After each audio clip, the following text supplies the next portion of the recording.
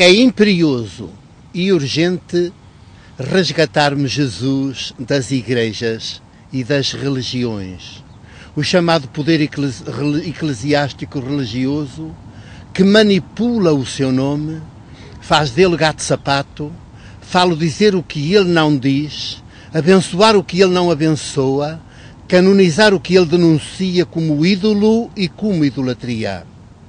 E é também preciso, imperioso e urgente resgatar Jesus do poder económico financeiro e do poder político imperial. Este é sem dúvida o primeiro passo. Resgatar Jesus o da história, sem o qual não se pode passar ao segundo, o Jesus da fé. Este é um pequeno excerto lido na primeira pessoa. A voz é de um homem, de um jornalista e de um presbítero da Igreja Católica. Todos juntos formam a identidade de Mário Oliveira, atualmente com 74 anos e com dezenas de livros editados. Alguns deles valeram-lhe a prisão no tempo do Estado Novo. Hoje conhecemos a sua história. E afinal, como é que começa esta aventura e esta mistura entre a religiosidade e o jornalismo?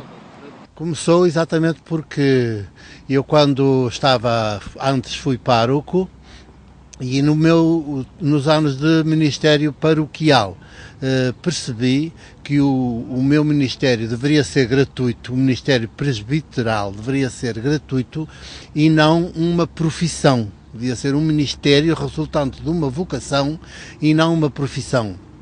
Portanto, eu não queria viver da função do ministério, queria fazer o ministério gratuitamente. Para poder ser gratuitamente, tinha de ter uma profissão remunerada fora, portanto. Claro que escolhi o jornalismo porque se adequava perfeitamente com o Ministério da Palavra. Portanto, o jornalista também trabalha com a palavra, é daí que eu estava, de certa maneira, completava o jornalista e o presbítero. E onde é que aprendeu a ser jornalista? Bem, eu já tinha uma certa intuição e já no seminário frequentei uma disciplina que era de acesso livre, e eu optei por ela, de jornalismo. Já tive os primeiros rudimentos aí, mas depois a carteira profissional tirei-a então não havia escolas superiores de jornalismo, tirei-a no jornal República, um vespertino de República, que depois do 25 de Abril, um ano e tal depois, foi cancelado até hoje. É um homem da palavra, como já nos indicou, tem lançados quase 50 livros. Sim.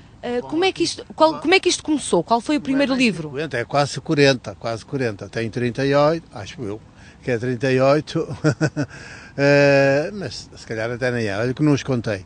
Mas sei que vou lançar este ano mais 2 livros. Portanto, um agora, que eu espero que saia, segundo a editora, neste mês de março, e depois o outro lá para outubro, também deste ano 2012. E os livros começaram, digamos, acontecem na minha vida à medida que eu vivo a vida, porque os livros, de certa maneira, são... Por isso é que eu assino sempre Padre Mário de Oliveira, porque de certa maneira os livros refletem o desenvolvimento do meu próprio ministério presbiteral. Quer dizer, a palavra não é uma palavra qualquer. Isto é, e eu posso ter de comum com o jornalista a palavra, a reportagem, a opinião, a visão do nosso cotidiano. E também ter de comum com o escritor o ato de escrever e de escrever de forma mais na linha da reflexão da vida e, portanto, numa linha tipo ensaio, o ensaio. Mas não tenho propriamente... Mas tenho uma diferença, é que sou presbítero simultaneamente e, portanto, não sou exclusivamente jornalista, nem sou exclusivamente escritor. Eu sou essencialmente presbítero da Igreja. E, enquanto presbítero da Igreja, é que escrevo. De certa maneira, o jornalismo e os livros aparecem como um complemento e uma forma de me expressar e de levar a palavra mais longe por outra via. E escreve essencialmente sobre o quê, Mário? Pronto, a minha escrita, como eu digo, é muito testemunhal, é muito sobre o meu próprio ser e viver. Não é um livro, não são livros autobiográficos, mas refletem a minha concepção da vida, do mundo, tal e qual, como eu, à medida que cresço em anos e que também devo crescer em sabedoria, a descubro. Não a descobri toda de uma vez, estou ainda a descobri-la, agora aos 74, quase 75 anos, ainda estou a descobri-la. E, portanto, à medida que descubro novas facetas, novas dimensões que me antes tinham-me passado despercebidas, eu escrevo, tenho necessidade de escrever. E depois, isso fica como uma espécie de revelação. Portanto, revelação quer dizer tirar o véu à realidade, para que as pessoas possam ver a realidade tal qual ela é e não de acordo com um véu que a cobre. Acaba por questionar a própria Igreja de que faz parte. A Igreja, a instituição, evidentemente, se calhar até antes de mais, mas simultaneamente a sociedade de que eu faço parte. Eu integro, sou um membro da sociedade e sou um membro da Igreja. Como a sociedade está e deve estar na sociedade, metida na sociedade, ser ela própria sociedade e, na minha visão, a Igreja deve ser não uma sociedade paralela com a sociedade, ela deve ser, na sociedade, o fermento e a luz, portanto, e o sal da terra. Ela deve contribuir para que a sociedade se transforme de dentro para fora. Não deve estar em cima dela, nem deve estar do altar para baixo ou do púlpito para baixo a esmagar a sociedade. Deve estar dentro dela como fermento e como sal. Essas suas opiniões já lhe valeram, assim, algumas desavenças dentro da sua instituição, ou não? Desde o princípio, o meu ministério presbiteral, fui ordenado em 5 de agosto de 1962, e até hoje é um ministério de aventura, de luta, de confronto, de duelo, e eu sempre desarmado como um menino. Mas do lado do poder, não. Quer o poder eclesiástico, quer o poder político, e agora também fortemente o poder financeiro, pois estão sempre em conflito comigo e eu em conflito com eles. Porquê? Porque eu sou a favor dos seres humanos, eu sou a favor das pessoas, das populações, e quando percebo que as populações, e aí está o meu olhar e a minha sensibilidade presbiteral, quando eu percebo que as populações, as pessoas, estão a ser esmagadas, estão a ser vítimas dos poderes, mesmo do poder religioso e eclesiástico, é evidente que eu ponho-me do lado das vítimas e tenho de dizer ao poder: vocês estão a ser criminosos. Dá a quem doer. E, portanto, não é propriamente o A, B ou C que é o criminoso. O criminoso é a própria instituição poder. Agora, quem está disposto a servir o poder, evidentemente, se o poder é criminoso, o que está a servir o criminoso também se torna criminoso com ele. Chegou a editar livros antes de 1974, portanto, ainda durante a ditadura militar.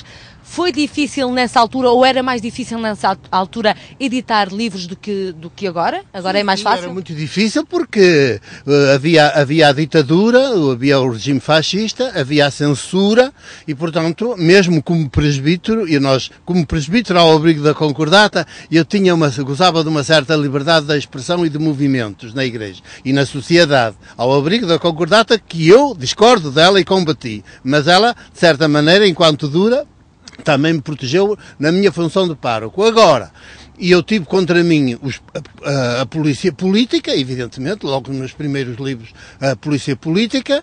Os meus livros nunca eram tratados na editora de forma aberta, era sempre clandestina, e eu, para comunicar com a editora, tinha de usar pelo telefone, que tinha o telefone sob escuta, tinha de usar uma linguagem codificada, que só os dois é que percebíamos, a editora e eu, e a própria gráfica, e, portanto, um dos meus livros foi apreendido e foi retirado do mercado, que chama-se Maria de Nazaré.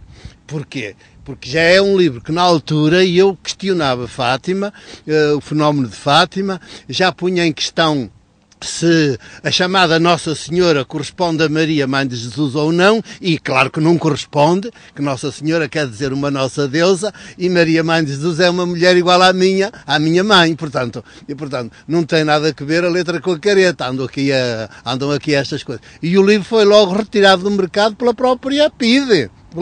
Causar essa confusão. Qual foi o último livro que editou, Mário? O último livro, mais recente, que é deste ano, é de 2011, são 3 histórias. É um tipo de livro diferente, que é uma certa incursão na literatura propriamente dita, mas sempre com a minha dimensão de presbítero. Portanto, o presbítero que de algum modo, utiliza também o ato de escrever em forma de conto, ou de história sem H, e portanto são 3 histórias, 3 contos. Uma história chama-se O Menino e Sua Mãe, que de certa maneira nos remete a um passado que é o passado do tempo da minha própria infância e adolescência. Depois, a segunda história, Joana de Olhos Abertos, que é uma adolescente deste nosso tempo, e que só pode ser, se for uma adolescente deste tempo lúcida, só pode ser de olhos bem abertos. Não só destes olhos, mas os da mente.